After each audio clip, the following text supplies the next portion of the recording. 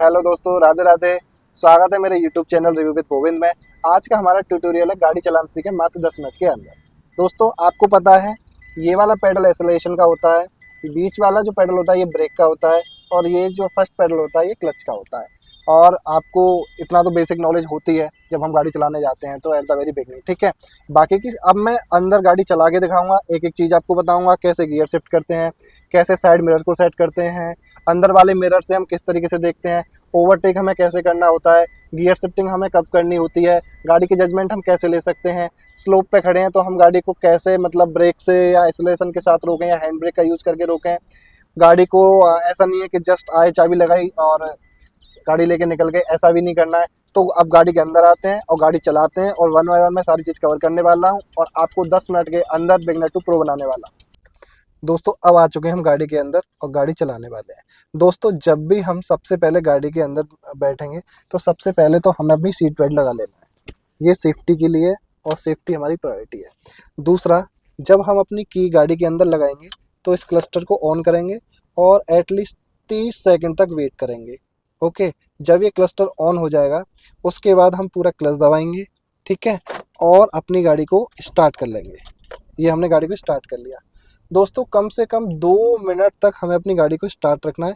इससे इंजन की ट्यूनिंग बन जाती है और इंजन की जो लाइफ है वो आगे बढ़ जाती है। तो ये प्रैक्टिस हमें स्टार्टिंग से ही रखनी है और आगे तक कंटिन्यू करनी है। ठीक है दोस्तों, इतना हमने कर लिया। नेक्स्ट हमारा जो स्टेप ये है कि भाई हम बैठ तो गए, अब हमें ये देखना है कि मैं मतलब कंफर्ट हूँ इस सिटिंग पोजीशन में। तो उस पोजीशन का कैसे पता लगाएं कि वो सिटिंग कंफर्ट कब आता है। दोस्तों, वो आता है हमेशा क्लच से। जब भी आपको ये देखना है कि मैंने क्लच को कंप्लीट तो पुश कर दिया और कंप्लीटली मैंने इसको बैक कर लिया, तो मतलब मेरा पैर पूरा अंदर तक जा रहा है और पूरा अंदर तक अंदर से बाहर आ रहा है, मुझे कोई दिक्कत नहीं हो रही, यानी कि मेरा ये जो पोस्चर है वो सही है। ऐसा नहीं होना चाहिए कि मैंने क्लच दबाया और मतलब मेरे जो सिटिंग इस तरीके से कर रखी है कि मैं हाफ क्लच ही पुश कर पा रहा हूँ। मेरे को कंप्लीट क्लच जो है पुश होना चाहिए, कंप्लीट बाहर आना चाहिए, तभी मेरा जो सिटिंग पोस्चर है वो करेक्ट माना जाएगा अकॉर्डिंग टू माई हाइट।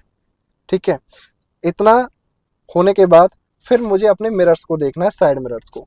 ये प्रॉपर होने चाहिए जिसमें मेरे को जो रोड है वो प्रॉपर दिखाई दे। साइड मिरर में राइट वाले में देखना है, फिर लेफ्ट वाले मिरर में देखना है कि मेरे को जो है प्रॉपर रोड दिखाई देना चाहिए।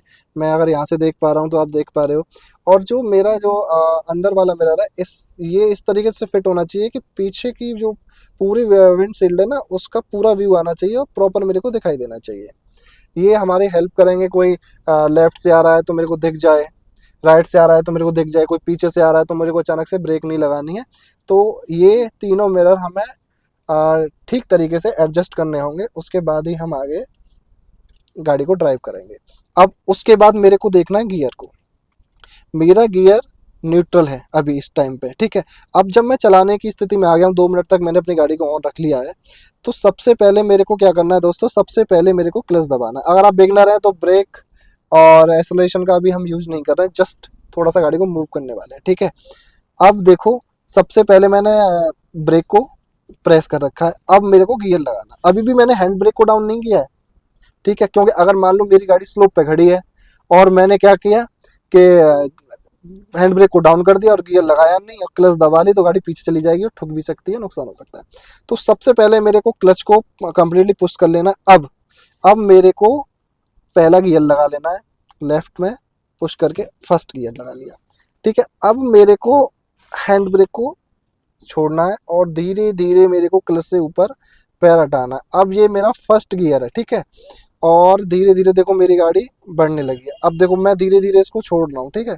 देखते हैं, कई बार क्या होता है कि एकदम से जब हम क्लच से पैर हटा लेते हैं ना तो हमारी गाड़ी बंद हो जाती है। सपोज करो अब मैं क्लच से पैर हटाया, देखो धीरे धीरे, तो मेरी गाड़ी बंद नहीं हुई।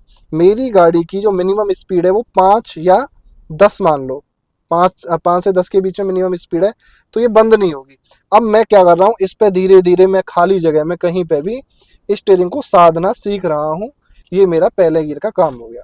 जब हम इस स्टीयरिंग को साधना सीख लेंगे, पहले गियर में हमने गाड़ी को धीरे धीरे ड्राइव करना सीख लिया, उसके बाद आती है दूसरे गियर का नंबर, ठीक है। तो अब सपोज करो, अब मैंने पहले गियर तक मैंने गाड़ी को चला लिया, अब मैं दूसरे गियर पर शिफ्ट करूँगा। कैसे? सपोज करो मैंने दूसरे दिन, ये मेरा दूसरा दिन है, हैंड ब्रेक मेरी लगी हुई है। तो सबसे पहले मैंने क्लच दबाया है, मैंने पहला गियर डाला और मैंने हैंड ब्रेक को रिमूव किया। पहले गियर में कल मैंने चलाया था, आज दूसरे गियर में मेरे को चलाना है। तो देखो दोस्तों, जब मैं इसको धीरे स्पीड, मेरा को स्पीड में उठानी है गाड़ी, ठीक है, तो गाड़ी ना एक आवाज़ करने लगेगी एक आरपीएम पे आके, तभी मेरे को क्लच दबाना है और दूसरा गियर डाल देना है, ठीक है। अब मेरे को धीरे धीरे धीरे क्लच छोड़ना है। तो अब गाड़ी पहले जो मैंने पूरा का पूरा पहले गियर पे छोड़ दी थी ना गाड़ी, तो वो 5 से 10 के बीच में चल रही थी, अब चलेगी देखो 15, यानी कि उससे उठ चुकी है। तो इसकी जो मिनिमम स्पीड है ना दूसरे वाले गियर की, ये 15 से 20 के बीच में रहती है, ठीक है। इसमें ये बंद नहीं होगी, ठीक है। इस अब क्या है, अब मेरे को दूसरे गियर में धीरे धीरे मैं एक्सेलरेशन दे सकता हूँ। अब मैंने इसको धीरे धीरे ना छोड़ दिया।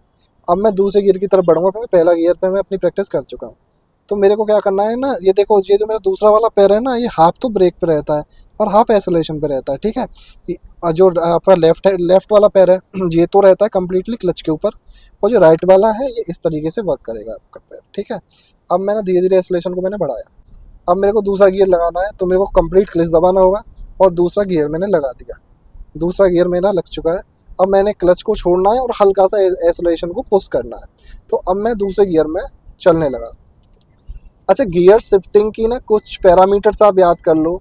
जैसे पहला गियर है वो आपका 15 तक काम कर जाएगा, दूसरा गियर है वो 25 तक काम कर जाएगा, तीसरा गियर है वो 35 तक काम कर जाएगा, चौथा गियर है आपका 45 तक काम कर जाएगा, और 55 पे आपको टॉप गियर लगा देना है। और आपकी गाड़ी में 6 गियर हैं तो आपको 65 पे वो लगा देना है। तो इस तरीके से आप इस चीज़ को देख सकते हो। अब मेरे को अब मेरी गाड़ी की ट्यूनिंग बन जाती है ना, तो अब गाड़ी जब भी लगे कि आपको थोड़ी आवाज़ करने लगी है ना, आप इस चीज़ को पहचानना, या थोड़े से आवाज़ कर रही है तो आपको तुरंत ही ना गियर शिफ्ट कर देना है, या आपने आपको इंस्ट्रूमेंट क्लस्टर में ये देख लेना है कि भाई मेरी गाड़ी 35 पे पहुंच चुकी है तो मेरे को तीसरा गियर लगा देना है, 25 पर पहुंच चुकी है तो मेरे को 35 से 25 तो गियर कम कर लेना। तो इस तरीके से भी गाड़ी की गियर्स को आप मैनेज कर सकते हो एट द वेरी बिगिनिंग। अब दोस्तों ना, मैं एक हाईवे पर आ चुका हूँ। अब मैं हाईवे पर आपको एक प्रॉपर वे में चीज़ें करके दिखाऊंगा, फर्स्ट गियर से और टॉप गियर तक, ठीक है। तो आप देखना इस चीज़ को, आप भी जब इसकी प्रैक्टिस कर लोगे तो मैं अब आपको गियर का पूरा बताने वाला हूँ, ठीक है। अब मेरा न्यूट्रल है।